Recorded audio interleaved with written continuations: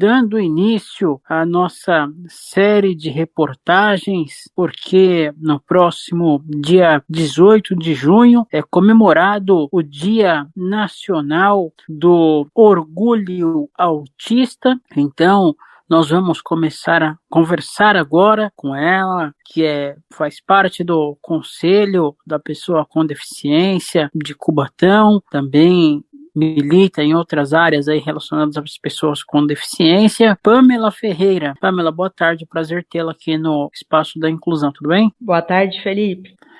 Obrigado aí pela sua atenção aqui com o nosso programa, é um prazer tê-la aqui conosco. Prazer é meu. Bom, Pamela, primeiramente fala pra gente, você desde pequena, você já sabia que você era autista ou você descobriu no decorrer da vida, já na fase adulta, como é que foi? Então, meu diagnóstico é o que a gente chama de diagnóstico tardio, né? Eu faço acompanhamento desde a infância, porque eu manifestava alguns sintomas que não dava para ignorar, mas o diagnóstico fechado foi só na minha fase adulta. Por quê? Porque nos anos 90 não era comum se falar em autismo sem deficiência intelectual. As pessoas confundiam, né? Não se entendia que poderia haver autista sem deficiência intelectual. Então, assim, na infância, eu manifestava alguns sintomas. Eu não interagia com os pares da mesma idade, eu tinha interesses restritos, apresentava literalidade na linguagem, ausência de interesse espontâneo nas pessoas, uma dificuldade exacerbada com mudanças, disfunção executiva, irritação com ruídos, a coordenação motora fina sempre foi muito ruim, seletividade alimentar, a insistência em roupas confortáveis, dificuldade de mentir, a não compreensão de convenções sociais, alguns comportamentos que as pessoas classificavam como birras, batia a cabeça, de irritação, tinha ecolalia, então eram algumas coisas que não dava para ignorar e que os meus pais, eles eram convocados na escola por essa razão, mas os profissionais da época não sabiam diagnosticar porque não tinha chegado no Brasil, né, essa concepção. Então, o que aconteceu? Eu tinha muito problema para dormir também, isso é comum. 44 a 83% dos autistas têm distúrbios de sono, né? Isso, se alguém quiser conferir, tá no PebMed. Então, assim, eu já tinha muita dificuldade para dormir. Os meus pais, eles estavam de saco cheio, porque toda noite era um transtorno. Alguém me contava uma história, como eu era muito literal, eu acreditava, principalmente nessa época da escola que tem os folclore, né? Abordagem de folclore. Então eu sempre achava que ia aparecer uma mula sem cabeça, alguma coisa na minha casa, e não dormia, apavorada. Aí os meus pais me levaram na psicóloga, quando eu tinha cerca de 7, 8 anos, e ela dizia que eu era tímida, né? Ela dizia que eu tinha fobia social, porque eu não conseguia conversar com os coleguinhas. Cheguei a ter, assim, episódios de desmaiar na escola porque esqueci de comer. Isso é disfunção executiva, que a gente chama, né? A pessoa não lembra de necessidades básicas como beber água, e eu tive outro episódio que eu me urinei em sala, porque não me liguei que estava na hora de ir ao banheiro. Então, são coisas assim um pouquinho traumáticas, mas que são indícios muito fortes, né? E aí, quando eu tinha uns 12 anos, mais ou menos, aí eu comecei a manifestar os sintomas gastrointestinais. Eu fui diagnosticada com gastrite nervosa, porque saber que você não consegue interagir nessas situações, ter essa consciência, né, que no que a gente chamava de autismo leve, você tem consciência que tem dificuldades, mas você não consegue vencer essas dificuldades, isso gera uma ansiedade. Então, nessa época eu fui diagnosticada com gastrite nervosa, e aí também tem um outro problema, que é diagnóstico das mulheres autistas. Hoje em dia a gente tem uma estimativa aí que tem uma mulher para cada 3 homens autistas, né? E a mulher autista, ela tem o que a gente chama de ecopraxia, ela imita o que é esperado ali, né, de comportamento social. Isso gera uma camuflagem. Então, é muito difícil diagnosticar as meninas, porque a gente imita o comportamento, então a gente meio que passa batido. Só que mesmo camuflando o comportamento, a gente tem o que se chama cegueira emocional. Então, a gente sabe que tem certos rituais sociais para interação, mas mesmo assim a gente não absorve as convenções sociais como uma pessoa neurotípica faz. Então, às vezes, tom de voz, quanto gesticular, sentar de perna fechada, são coisas que são esperadas, mas que a gente não absorve, então meio que começa a aparecer. Aí quando eu fui para adolescência e fase adulta, eu tive problemas porque eu não respeitava, por exemplo, argumento de autoridade, eu era muito assertiva, eu sou até hoje, tem uma certa rigidez mental, né, se alguém me comunica regras, eu sigo essas regras, né? Eu entendo que não pode driblar aquilo, e aí quando alguém dá um jeitinho eu acho estranho, eu me queixo, tenho um certo compromisso com busca de verdade, certos rituais que eu faço no meu cotidiano, e aí quando isso não sai como esperado gera muito estresse, eu sou muito perfeccionista, isso é tudo muito comum do autista, né? Então, quando a gente chega no mercado de trabalho, nós somos considerados pessoas insubordinadas, porque a gente não está respeitando que tem alguém que está ali acima de nós, que está determinando alguma coisa verticalmente, que a gente deveria cumprir, e isso gera problemas. E aí, quando eu comecei a ter esses problemas no trabalho, uma professora da educação especial, eu estava conversando com ela sobre astronomia, e aí ela falou, você não acha que você pode ser autista? E aí eu já fazia o tratamento psicológico, né, acompanhamento psicológico, e já fazia o acompanhamento psiquiátrico. E aí eu fui ao meu psiquiatra com essa suspeita, comecei a passar por uma profissional, uma neuropedagoga cognitivo-comportamental, né? Ela fez análise neuropsicológica, eu fui submetida a vários testes, entrevistamento, anamnese, conversou com os meus pais também.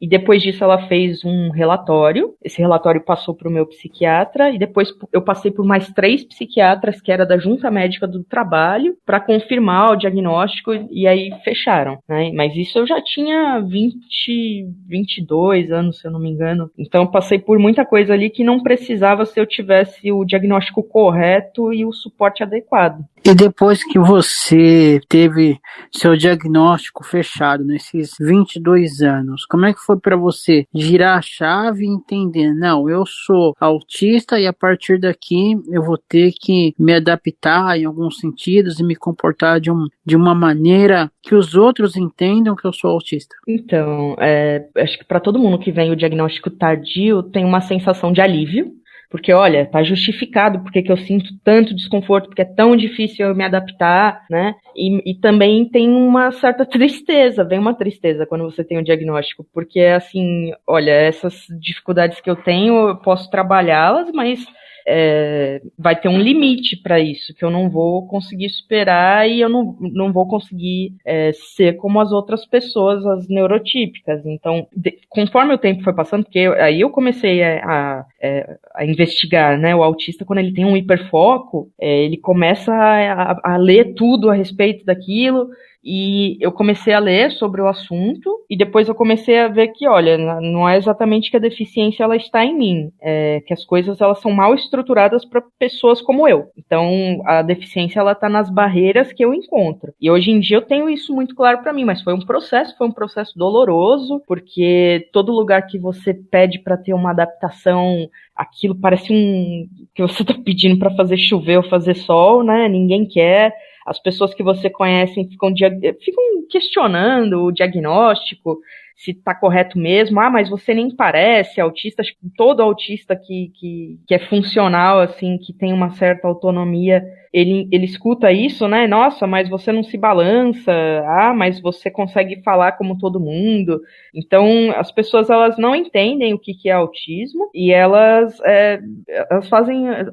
apresentam certos comportamentos que é assim, se você não é uma pessoa que não tem autonomia, você vai ter que se comportar como todo mundo e vai ter que trabalhar como nós trabalhamos e vai ter que se comunicar como nós nos comunicamos, aprender como nós aprendemos, e aí dificulta muito para todo mundo. Isso é que a gente chama de barreira atitudinal, né? Acho que a maior barreira que as pessoas com deficiência encontram é a atitudinal, porque se a atitudinal ela não é vencida, ninguém se dispõe a vencer as outras barreiras, a suprimir as outras barreiras que a gente encontra. Como é que foi para você os cursos, faculdade, assim, essa interação com o povo aí durante o seu aprendizado, já depois com esse diagnóstico? Então, a primeira graduação que eu fiz foi em filosofia, então era uma turma bem pequenininha e eu não tinha problemas para estudar. Quando eu fui fazer a segunda graduação, eu fiz em matemática. Eu comecei no presencial, só que era uma turma de mais de 100 pessoas, então tinha muito barulho. Aí eu já tinha o diagnóstico, na filosofia eu ainda não tinha, mas na matemática eu tinha. Então, às vezes, eu já avisava o professor, preciso me retirar, porque tá fazendo muito barulho, e os professores entendiam. Teve alguns momentos que eu pedi para o professor para esperar, né, porque eu tenho a coordenação motora fina baixa, então eu não consigo escrever rápido como os outros. Então, às vezes, eu pedia para o professor esperar para eu copiar da lousa, mas acabava tirando foto porque ninguém tinha muita paciência também. E teve momentos em que eu pedi para o professor me explicar de outra forma, porque eu precisava do recurso imagético para conseguir entender, que eu tenho um pensamento mais imagético. E o professor falava, imagina a figura geométrica tal, orbitando, ou gira ela 360 graus, 180 graus, e eu ficava, não consigo imaginar, faz pra mim, né? E o professor ia na lousa e fazia. Então, assim, tive problemas com colegas de sala também, por ser assim, por ter essa coisa de seguir muita regra, principalmente época de eleição, às vezes alguém queria, assim, no meio da aula de cálculo, fazer alguma gracinha, eu falava que aquilo ali não era o lugar, acabava discutindo com as pessoas, tive umas crises, aí eu tranquei o curso presencial, falei, não é pra mim fazer com tanta gente, assim, e eu fui pro EAD, eu passei numa pública aqui, fiz EAD também, já concluí, mas nessa pública eu pedi adaptação assim para fazer o TCC, que era em grupo, né? Eu pedi para fazer individual e foi para a diretoria acadêmica, argumentei com eles, apresentei laudo e eles aceitaram, deixaram eu fazer individual. E aí então você tem essas faculdades, filosofia, matemática, pretende fazer mais alguma? Estou fazendo gestão pública agora. Uau, nada como, né? Então... Isso que eu gostava de estudar. A gestão pública eu acabei indo por causa dessas demandas de ver que está tudo muito mal estruturado para a gente, e quando eu ia argumentar que tinha que melhorar alguma coisa, alguma questão, eu acabava emperrando nos caminhos burocráticos, porque você não sabe exatamente como é que funciona o orçamento, você não sabe exatamente como é que se faz a fiscalização, em que período que se coloca aquela despesa, como que é o processo para parceria público-privada, quais são os critérios para se selecionar uma OSC e uma licitação. Então, acabou que eu falei, eu estou tendo sempre problema com isso, e como eu estou conduzindo os trabalhos do Conselho de Direitos da Pessoa com Deficiência, é interessante eu saber isso, porque eu vou sempre bater nisso mesmo. Eu acabei fazendo 2 licenciaturas, o professor sempre vai ter que saber sobre gestão pública para não ser prejudicado. Então, acabou que no fim, a gestão pública, eu vou usar a filosofia porque tem a parte de política, de ética ali, e de teoria do conhecimento sempre, e a parte de matemática você usa também, não só no orçamento, mas a parte de lógica também. Filosofia era uma faculdade que eu cheguei a pensar em fazer depois do jornalismo, mas ainda não coloquei em prática, mas é uma área que eu gosto. Eu recomendo para todo mundo fazer filosofia, porque é um campo que ele é generalista, né? Você pode se especializar dentro da filosofia, tem vários campos. Para quem gosta de arte, vai ter estética, que é filosofia da arte. Para quem gosta de política, tem filosofia política. Se você gosta de matemática, tem filosofia da matemática, tem filosofia de tudo, porque aí seria uma disciplina teleológica, né? Ela vai dizer qual é a finalidade das coisas. E quando eu fui para filosofia, eu fui muito por questão existencial, assim, de estar inconformada com a vida, de achar muito difícil viver. E no fim acabou que eu pesquisei lógica matemática, que foi a área assim que eu vi que eu gostava muito, as minhas altas habilidades, uma delas é linguagem, a outra é lógica, né, e raciocínio lógico. Então acabou que eu juntei as duas já ali e me encontrei, e aí eu fui muito feliz. No caso da sua alta habilidade de linguagem, você, assim como outros autistas, geralmente faz vários idiomas, aprende sozinho vários idiomas? Sozinho não digo, porque assim, como eu tenho que organizar a rotina, e aí quem tem disfunção executiva tem esse problema de conseguir organizar a rotina e seguir e introduzir coisas novas. Eu acho difícil fazer isso sozinha. Mas eu estudei inglês, eu comecei a estudar francês, depois eu parei. Mas eu aprendo fácil, só que eu acho mais fácil se alguém tiver organizado um plano de ensino sobre aquilo para eu seguir. Então você aprendeu inglês e francês, foram as línguas que você Sim. conseguiu fazer até o Eu momento. tenho interesse em aprender outros, mas também, você sabe, tem a questão aquisitiva, né? Não é barato estudar outro idioma. E quando teve uma série de cortes aí no meu trabalho, eu parei de estudar o francês por isso, não foi porque eu quis, não. Interessante essa questão, né? A gente vê muitas pessoas autistas aí que aprendem às vezes 6, 7 idiomas, né? Assim, é uma coisa até, diria, meio comum, né, entre as pessoas autistas. É comum, as pessoas autistas adultas que eu conheço gente que fala alemão, gente que fala russo, são línguas que seriam consideradas difíceis aí, mas o pessoal aprende muito bem, assim, com facilidade. Teve o caso de um garotinho que com 4 anos ele falava tudo em inglês com a família deu um tablet para ele, que com 4 anos ele falava tudo em inglês, ele não falava em português, a família meio que se adaptou a ele. Eu acredito que as pessoas elas sendo estimuladas, porque assim, a gente não vê tantos casos assim, porque também tem uma questão no Brasil de quem tem acesso a isso, né, para a gente conseguir formar um parâmetro confiável ali. Se as pessoas tiverem acesso à educação de qualidade e se for uma educação bilíngue, eu não tenho noção de quantas pessoas aprenderiam ou não, se isso seria um caso raro, entendeu? Pamela, e para você, o que representa essa data, o dia 18 de junho, né, o Dia Nacional do Orgulho Autista? Então, nos Estados Unidos tinha até um movimento que se chamava Aspie and Proud, né? Que era o Asperger e orgulhoso, porque era um pessoal que era uma ala dos autistas que nem considerava que tinha uma deficiência, que considerava que... E eu me alinho na questão de não achar que nós somos deficientes, né? Nós somos pessoas que têm uma estrutura cerebral diversa. O que a deficiência, como eu disse anteriormente, ela está no ambiente. Eu tenho bastante orgulho de ser autista, de onde eu cheguei, assim, até porque a gente é um grupo que, por não aderir tanto às convenções sociais, a gente é um grupo onde tem muito mais gays, lésbicas, né?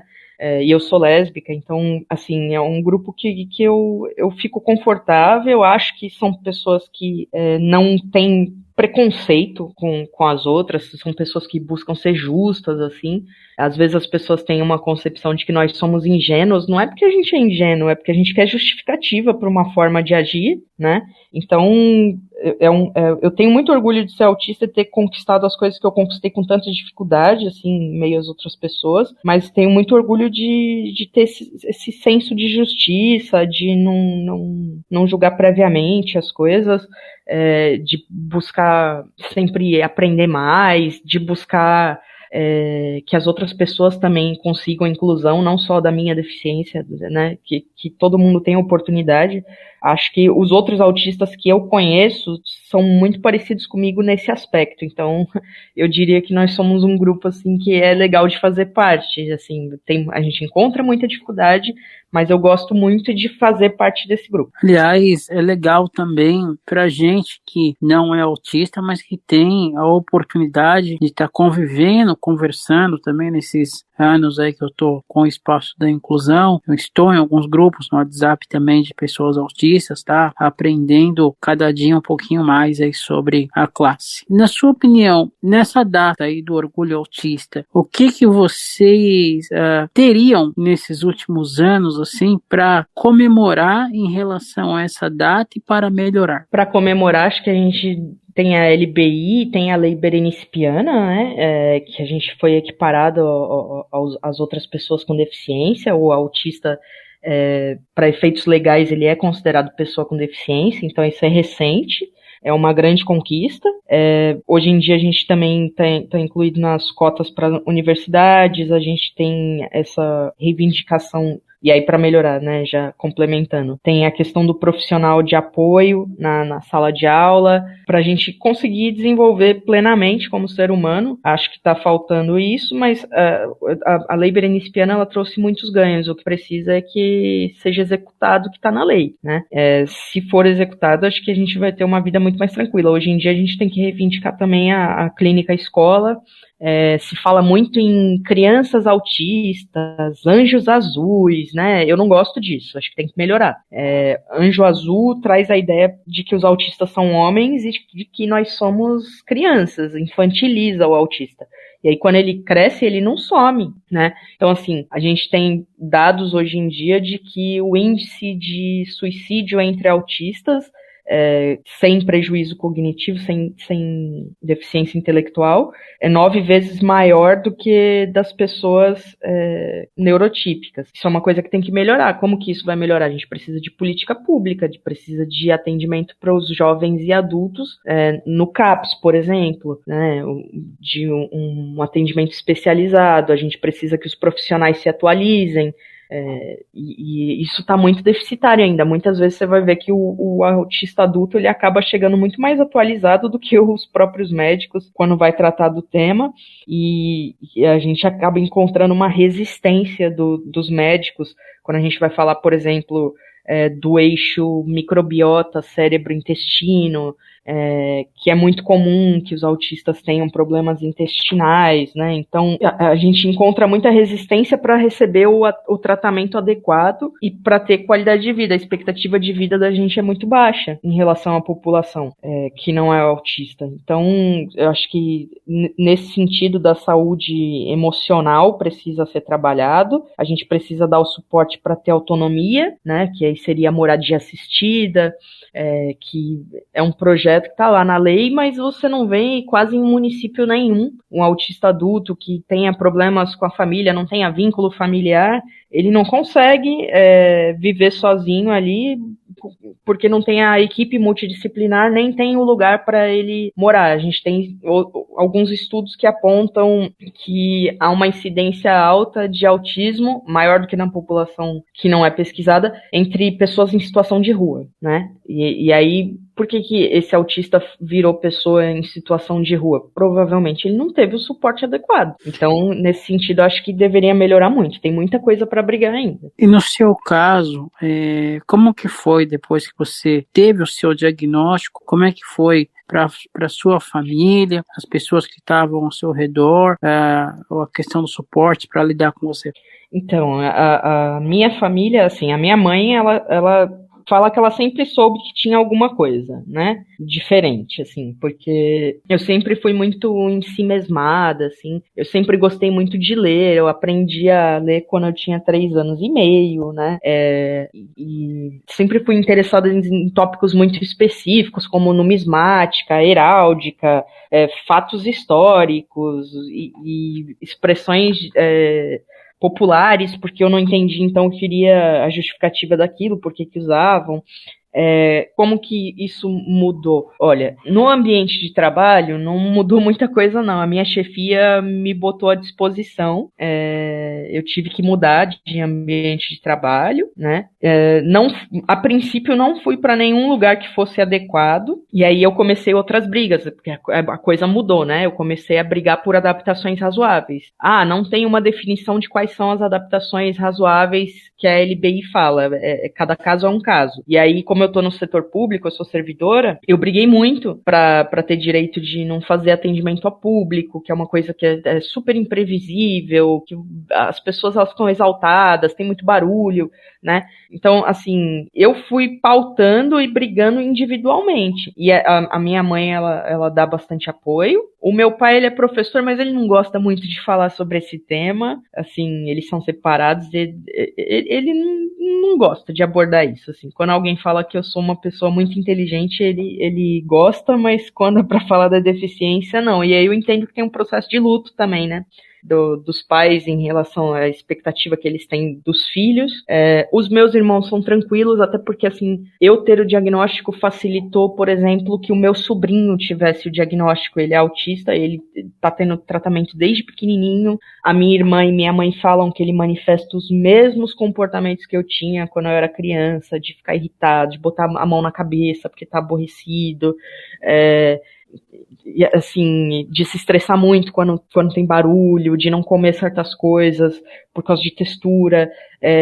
Então, isso facilitou a próxima geração da minha família. Eu meio que já passei por tudo, assim, agora já tenho outra vida porque eu sou casada, né? Não tô exatamente naquele seio familiar, eu já tenho a minha vida separada. Mas no ambiente de trabalho hoje em dia, quando eu chego, as pessoas já sabem que eu sou autista e perguntam, né? Eu tenho uma chefia hoje em dia, que assim que eu entrei no trabalho, ela perguntou se precisava falar alguma coisa de outra forma para eu entender, se estava indo muito rápido, e melhorou muito para mim. Acho que briguei bastante. Hoje em dia, quando eu entrei no outro concurso, o médico da perícia mesmo já colocou algumas restrições, como ruídos muito altos e tal. Então, acho que são brigas assim que eu comprei individualmente, mas que vão beneficiar outras pessoas. Para mim, a princípio, foi muito ruim. Hoje em dia, já acho que eu levo com mais tranquilidade. Fico aborrecida quando aparece alguma barreira, mas acho que facilitou bastante. Essa questão que você falou, que eu achei, não é que seja interessante, mas é diferente para quem não conhece, né? Se eu falar interessante, pode ser que entenda de outra maneira. Essa questão da textura dos alimentos, né, que te incomoda, né? Determinados alimentos, a textura pode se tornar aí um problema para você. Eu queria que você falasse um pouco sobre isso, que sinceramente eu nunca tinha ouvido falar sobre isso. Então, a seletividade alimentar, ela é comum entre autistas, não é exclusiva do autismo, mas é comum no autismo, é frequente. No meu caso, eu não consigo comer coisas com textura pastosa, me dá ânsia de vômito mesmo. Agora, tem gente que não consegue comer coisa crocante porque faz barulho no ouvido, tem gente que tem problema com outras texturas, gelatinosa, né? Isso, em crianças, é um indício que o neuropediatra já considera, assim, se a criança ela tiver muita aversão a comer uma determinada textura, ou sim, pelo tato também, né? Não é só alimentar. Tem uma seletividade tátil também. Eu não consigo usar nada que tenha tactel ou alguma coisa sintética, assim, que é um tecido que me irrita muito. Não consigo usar. Eu uso roupas muito confortáveis, assim, sempre para não me desregular, né? Então, acho que na questão alimentar também é uma questão assim que não precisa forçar, pode desregular a criança ou adulto, não tem que forçar a comer, não. Se tiver esse tipo de seletividade, acho interessante levar para o profissional, se estiver passando por uma avaliação. Não é um critério decisivo para colocar que é autista, outras pessoas que não são autistas podem ter, mas é muito frequente no autismo. E além de tudo, você ainda tem a questão, né, do glúten e da lactose, né, também. Também é frequente no autismo. A gente não tem levantamentos dizendo exatamente. Na área médica já tem um consenso que há uma relação entre autismo e doenças gastrointestinais. A gente não sabe a prevalência, mas é muito frequente. Tem estudos aí com grupos pequenos, onde o grupo inteiro apresentava diarreia crônica ou distensão abdominal, doença celíaca, intolerância à lactose. Eles já sabem que é comum, né? Disbiose também. Tem até uma médica, acho que é a doutora Tiele Machado, que ela é referência no tema, bem facinho de encontrar as redes sociais dela. Ela está sempre levando os papers atuais, agora estão saindo com pesquisas, né, sobre esse tema. E no meu caso tem a doença celíaca e a intolerância à lactose, e eu estou investigando doença de Crohn. Então, peraí, só para o nosso ouvinte entender, o que seria a doença de Crohn e a doença celíaca? A doença celíaca são pessoas que não conseguem absorver o glúten, né? Lesiona o intestino. Eu não sou médica, mas o que eu entendo é isso. São pessoas que não podem consumir o glúten, que ele agride a mucosa intestinal. A doença de Crohn é uma inflamação que pode ir da boca até o ânus, né? E aí para controlar essa inflamação em picos de crise, se entra com antibióticos e corticoides. E é bom que a pessoa corte algumas coisas da dieta que irritariam mais o intestino, mas a doença de Crohn, ela independe da doença celíaca. Pode existir junto, mas retirando o glúten, a doença continua, né? Se você tiver doença de Crohn. Certo. E você, na sua cidade, em Cubatão, você virou meio que uma referência, né, no auxílio, por você ser do conselho, em orientar as pessoas com deficiência, as pessoas que te procuram, né? Você virou meio que uma consultora aí na cidade. Sim, sim. Quando eu tive o meu diagnóstico, às vezes alguém ouvia falar, conheço uma autista adulta que foi para graduação, né? Olha, seu filho pode chegar lá também. E para os pais que às vezes recebem esse diagnóstico e estão no processo de luto, isso é muita coisa. Ter alguém que é autista adulto, que trabalha, que estuda, que tem relações afetivas, né, amorosas, isso você vira uma referência, é um parâmetro ali que, meu filho pode chegar ali. Não deveria, né? Porque não tem que estabelecer em que lugar que a pessoa com deficiência tem que chegar ou não, porque cada um é cada um. Mas, dependendo do caso, se tiver o estímulo adequado, a pessoa pode sim se graduar, pode sim ter uma vida independente. Então, não só para as mães, assim, as mães me procuram bastante por eu ser do conselho hoje, para saber, por exemplo, como é que elas conseguem atendimento no plano de saúde que, por não ser conveniado com determinado profissional, não quer ceder as consultas, a terapia, né? Então, acaba que eu dou orientação nesse sentido. E aqui para os profissionais, eu já dei um seminário para os educadores da cidade, né? Eu fui convidada pela professora Isabel Santos e eu conversei com os gestores, porque o que eu falei para eles foi que basicamente, né, é que quando a pessoa ela tem deficiência intelectual, ninguém acha que ela vai chegar em lugar nenhum e não estimula. E a pessoa, quando ela não tem deficiência intelectual, pensam que ela não precisa de auxílio nenhum, de nenhum suporte, e essa pessoa, onde ela poderia chegar, ela não chega porque ela não teve o suporte adequado. Fora essa professora que me convidou, há umas 2 semanas mais ou menos, eu gravei um vídeo para os alunos de uma escola aqui de ensino fundamental, Mari de Oliveira, que a professora Fabiana Santos me convidou para falar para eles no Dia da Mulher como era ser uma mulher com deficiência, né? Então isso passou para os alunos, ela falou que a devolutiva foi muito boa, que eles ficaram interessados, que eles não tinham visto adulto autista que falasse assim sobre autismo, né?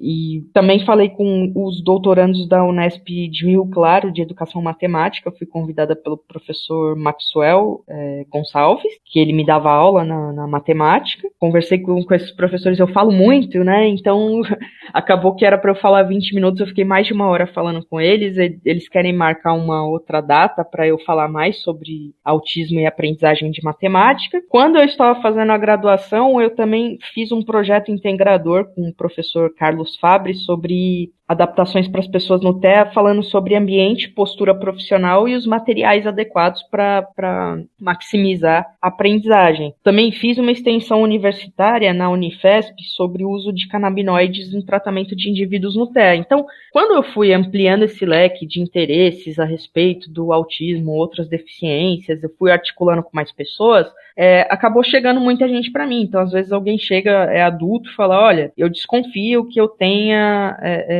TDAH ou que eu seja autista. E a minha orientação é sempre procure um profissional, né? Porque como cada caso é um caso e tem que passar por uma avaliação, eu não posso diagnosticar ninguém, mas assim, eu indico profissionais, eu indico qual é o procedimento burocrático para você conseguir a consulta. Na minha cidade, a gente está tendo muito problema para conseguir laudo, para conseguir diagnóstico, porque tem uma fila imensa de espera no CAPS. E aí, quando você vai ser atendido, também o profissional ele não está interessado em fechar diagnóstico de ninguém. Como tem muita gente, ele acaba passando medicação só e não faz nada além disso. Não tem neurologista na rede de saúde pública na minha cidade, né? Então, são dificuldades que a gente vai encontrando e vai tentando encontrar uma solução para isso. Você, além da sua cidade, você também trabalha em algum outro movimento nacional, Nacional, você falou de Rio Claro, onde você fez parte. E outra questão,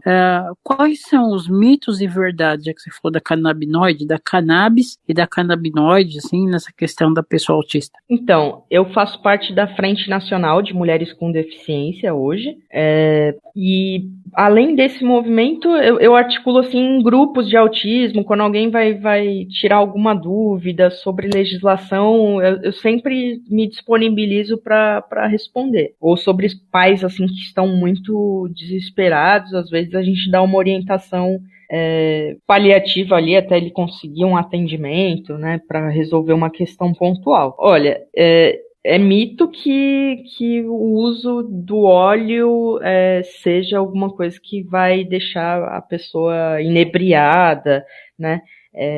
Eu fiz o curso da Unifesp, que era organizado pelo Padre Ticão, aqui de São Paulo, era da paróquia... Ai, meu Deus, é uma paróquia ali da Zona Leste. E ele distribuía sementes, né, para os pais, porque tem uma horda de pais desesperados. Porque o que acontece? Hoje em dia, você pode usar o CBD no Brasil, só que você tem que desembolsar R$ 2.000 para comprar por mês, e você tem que conseguir um profissional que possa prescrever, o profissional prescritor, né? Então, o que é difícil para utilizar a cannabis é você que conseguir o acesso. E o acesso ele é dado muito pela questão financeira. E aí a gente tem um sistema endocannabinoide, né, no nosso corpo. O que eu descobri quando eu fiz a minha pesquisa foi que o único tratamento que a gente tem para sintomas nucleares de autismo hoje em dia é a cannabis, né? Tem o efeito comitiva, que foi até um pesquisador brasileiro, o professor Carlini, que descobriu. Trata uma série de questões. No meu caso mesmo, trataria, se eu tivesse acesso, a questão digestória e a questão da irritabilidade. Parece que melhora a interação social e a comunicação também. E as estereotipias, elas reduzem, né? Então, assim, o que existe a respeito da cannabis é muito preconceito, muito pouca informação. Deveria estar disponível em toda farmácia do SUS aí, das UBSs, para a população. Esse curso, inclusive, eu recomendo ele demais, assim, é um curso aberto para a população, um curso de, se eu não me engano, são 60 horas, mais ou menos. Tem vários profissionais, tem instituições que vão orientar as pessoas, tem profissionais que moram fora do Brasil, que falam como é que é a venda de cannabis. A gente tem mais de 400 cepas, cada uma para um tipo de patologia, hoje em dia disponíveis, né? Então, assim, eu não entendo, a questão não avança no Brasil muito por conservadorismo. Se a gente pudesse ter um debate sério, muitas pessoas seriam beneficiadas. A gente vê todos os dias mães entrando com processos para conseguir habeas corpus aí, porque os filhos têm epilepsia ou têm distúrbios do sono, coisas que poderiam ser resolvidas com uma coisa barata, que o próprio Estado poderia lucrar, né, taxando, e o debate não avança por preconceito. Pergunta de um leigo, mas aí não teria possibilidade, não tem o risco da pessoa usando ficar com algum resquício, ter algum tipo de problema devido à cannabis? Então, a gente não tem pesquisas que apontam sequelas do uso de cannabis, né? Não tem contraindicações explícitas, não tem nada comprovado. A gente sabe que, por exemplo, você pode ajustar para cada tipo de patologia. Tem gente que não precisa de THC, tem gente que precisa de THC, aí o CBD ele não seria suficiente, precisa do efeito comitiva. A gente tem um grupo que se chama Mães Jardineiras, que eu tive contato com elas também, que são mães que orientam como é que você consegue o habeas corpus, né? Tem advogado para auxiliar lá, fazer pro bono, tem a orientação de como selecionar o tipo de cepa. São grupos voluntários de mães que se articularam para conseguir o tratamento adequado para os filhos. Eu nunca vi alguém se queixar, né, desses casos que foram para a justiça e desses casos que eu conheço, assim, de conversar com as pessoas. Eu nunca recebi um relato de alguém dizendo que teve sequela ou que teve vício dos filhos, alguma coisa assim. Até porque, por exemplo, a orientação para o uso do óleo e o efeito comitiva que ele traz, só quando tem todos os compostos canabinoides, É um uso muito pequeno, são gotinhas, assim, 5 gotinhas por dia, né? Então você não consome alucinadamente os princípios ativos da planta. Eles estão lá, mas é uma quantidade pequenininha, não é alucinógeno nem nada. Ok. A gente sempre pergunta, né, até para passar a informação correta aí para os nossos ouvintes. Eu recomendo esse curso da Unifesp aí para quem quiser procurar, o curso de extensão sobre cannabis medicinal. É um curso aberto, se a pessoa tiver questionamentos, ela pode levar, os profissionais vão atender. Tem médicos, tem botânicos, tem pessoal de todas as áreas lá que vai conseguir sanar essas dúvidas. Quando você cursou matemática, em algum momento você teve acesso ao ensino da matemática para pessoas cegas, por exemplo, desenho geométrico, esse tipo de coisa assim? Não tive. E acho que as graduações elas estão pecando muito nisso, porque o que se entende hoje, né, assim, a LDB é de 96, né, a Lei de Diretrizes e Bases da Educação, ela já coloca que o professor de ensino regular ele é responsável por aquele aluno que está em sala de aula. Acontece que uma queixa frequente dos professores é que ele não pode se responsabilizar pelo ensino daquele aluno se ele não tem instrumentos para isso. Eu entendo 2 pontos. Eu entendo o ponto dos pais que se queixam porque o professor ele está ali tirando aquele aluno da responsabilidade dele, e ele é responsabilidade desse professor. Esse professor ele tem a obrigação de se atualizar, e eu sei que não há estrutura adequada para os professores, que não tem educação permanente, né, educação continuada nas redes de ensino, mas esse professor, sendo ele um profissional da ciência comprometido com todos os alunos que entrarem em sala de aula, ele tem que se atualizar. E tem a questão de adaptarem a grade do ensino superior, das licenciaturas, para que todos os alunos com deficiência sejam contemplados. Não basta colocar Libras no currículo e pensar que isso está suprimindo todas as necessidades das pessoas com deficiência, porque eles botam lá uma carga mínima de 40 horas de Libras e colocam que, olha, isso aqui já foi atendido, nós colocamos inclusão na grade curricular. Eu nunca vi. Na matemática, eu estudei na Univesp, né, que é a Universidade Virtual do Estado de São Paulo, e eu não tive acesso a nenhum conteúdo que fosse direcionado para cegos. Realmente é uma pena. Existe, né, tem materiais, quando eu estudei aqui em São Paulo, no Instituto Padre Chico, nós tínhamos materiais para fazer desenho geométrico, esse tipo de coisa, os pontos, né, necessários. Foi um tempo muito, muito bacana. E realmente, às vezes o professor trata você, isso nas outras escolas, como aluno à parte. Ele não fala, eu tenho 42 alunos. Ele fala 40 e mais 2. O mais 2 entende os outros 2 deficientes. Ele não fala 42. Sim, é exatamente isso. Eu trabalhei em escola aqui. Antes de fazer a graduação, eu trabalhei como inspetora de alunos, né? Não durou muito porque eu tinha problema com o barulho dos alunos e tal, de ter que ficar em vários intervalos seguidos, isso me deixava muito irritada. Mas tinha um aluno que eu batizei ele, né, até, assim, ele tinha síndrome de Down, e o professor dele deixava esse menino rasgando o papel o dia inteiro, e ele tinha uma rotina, e às vezes o professor queria se livrar dele da sala de aula, ia lá e mostrava a escova de dentes pro menino, pra ele sair da sala, sabe? Então, assim, são coisas que são absurdas. É na hora de bater um parabéns lá e filmar, aí chamava o menino pra dizer, olha como eu incluo esse aluno com deficiência, e todo mundo vendo que aquilo era a maior hipocrisia. Acontece, né? Tem muito profissional por aí que tem um discurso bonito de inclusão, de educação para todos, e na hora que você vai ver de perto não é assim. Ele não quer problema, né? Eles veem a gente como um problema. Exatamente. E a síndrome de Ehlers-Danlos, que pronuncia? Você tem? Sim. Então, eu conheço porque eu tenho frouxidão ligamentar generalizada, e teve um dos ortopedistas que me diagnosticou com Ehlers-Danlos, e aí eu não fiz o exame genético, tem um exame genético para fazer. Mas, geralmente, quando tem essa dor articular associada com a frouxidão, é um dos critérios para diagnóstico. Só que parece que tem uns 9 subtipos, eu não vou lembrar agora, tá? Posso estar dando uma informação errada, mas eu sei que são vários subtipos da doença.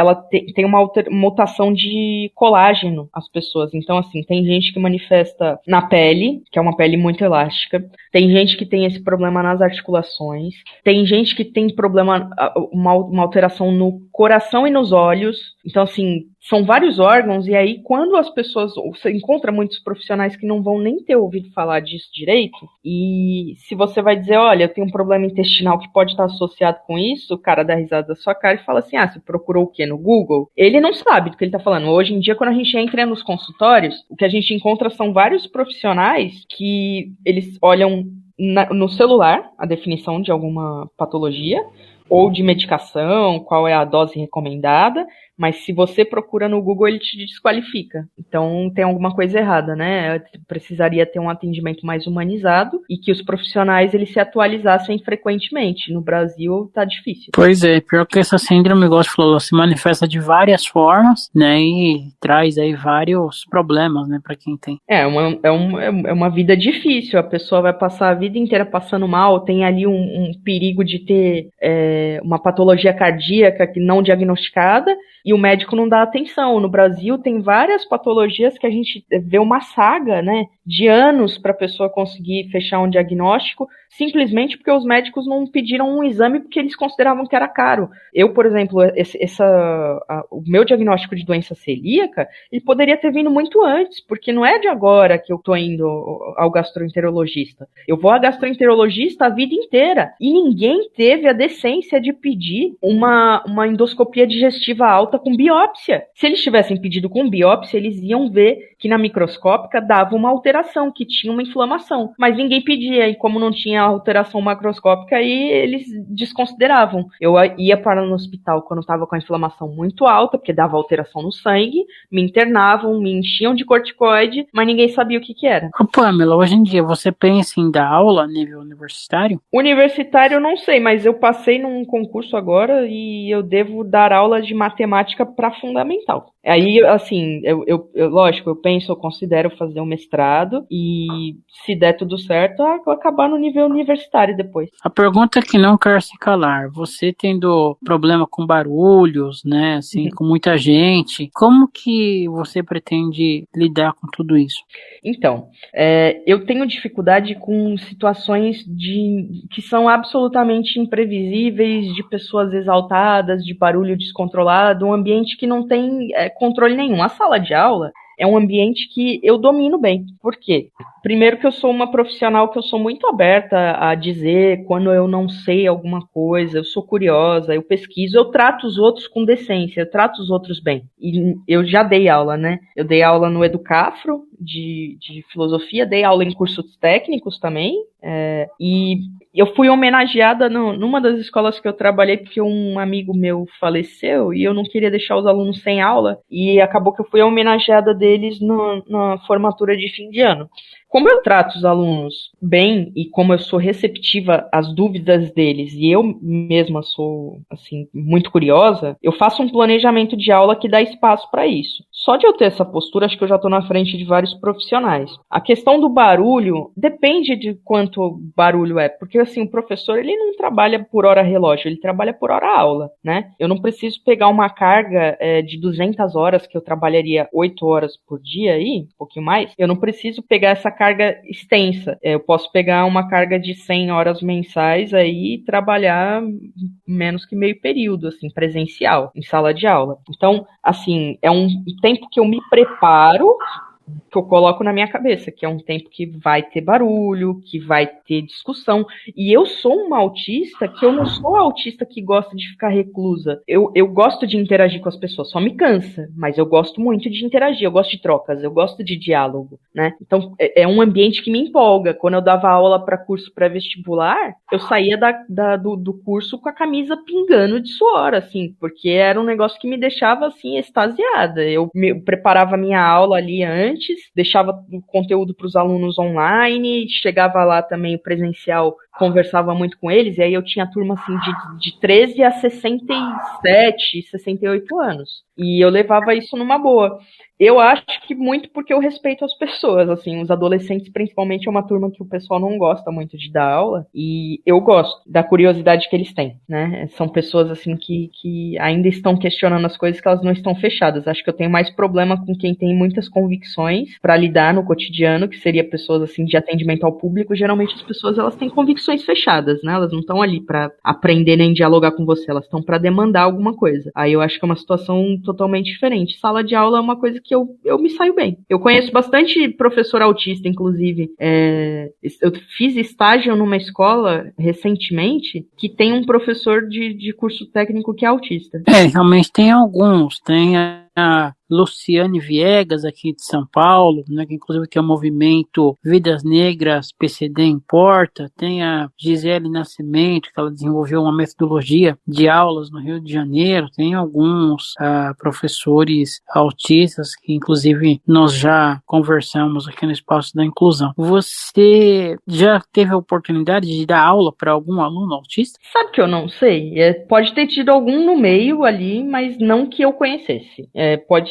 Pode ter alguma pessoa que eu não saiba, mas que eu soubesse que era diagnosticado, não. Realmente é difícil, às vezes sabe também omite, né? Depende muito. Sim, tem aluno que não gosta de falar, né? Porque não quer ser diferente no meio dos coleguinhas ali, dependendo da idade. Exatamente. Bom, Pamela, em nome da Rádio Teletema, do programa Espaço da Inclusão, gostaria de agradecer demais a sua gentileza aqui com o nosso programa. Foi muito enriquecedor para nós essa conversa. Gostaria que você fizesse suas considerações finais e se quiser deixar seus contatos aí para palestras, enfim, fica à vontade. Então, eu queria agradecer muito a oportunidade de poder tirar algumas dúvidas a respeito de estereótipos sobre o autismo, de preconceitos, né, que as pessoas têm em relação a nós. Eu gosto muito de quem eu sou, assim, acho que os outros autistas, eles também gostam muito de quem eles são. A gente não gosta de encontrar obstáculos o tempo inteiro, né? Então, acho que se melhorar a postura das pessoas em relação a nós, já vai melhorar muita coisa. E contato, pode fazer contato comigo no meu e-mail, que é Pamela, com 2 As, ferreirasantos@gmail.com, e nas redes sociais também é fácil de me encontrar, eu tô sempre como Pamela Ferreira, com acento circunflexo no A e 2 L's. Eu tô no LinkedIn, eu tô no Facebook, tô no Instagram também. E eu posso deixar o meu telefone pessoal, depois se alguém precisar pedir por e-mail, eu envio. Ok, e a mensagem final? Respeitem as outras pessoas, acho que com respeito a gente avança muito. O que a gente precisa é ter mais empatia em relação às outras pessoas, porque todo mundo é diferente, mas tem algumas pessoas que estão encontrando mais obstáculos que as outras, e a gente está esperando aí melhorar o mundo para essas outras pessoas terem as mesmas oportunidades. Ok, conversamos com a filósofa, professora de matemática, militante da área do autismo, integrante do Conselho Municipal da Pessoa com Deficiência de Cubatão, Pamela Ferreira, na Rádio Teletema, programa Espaço da Inclusão.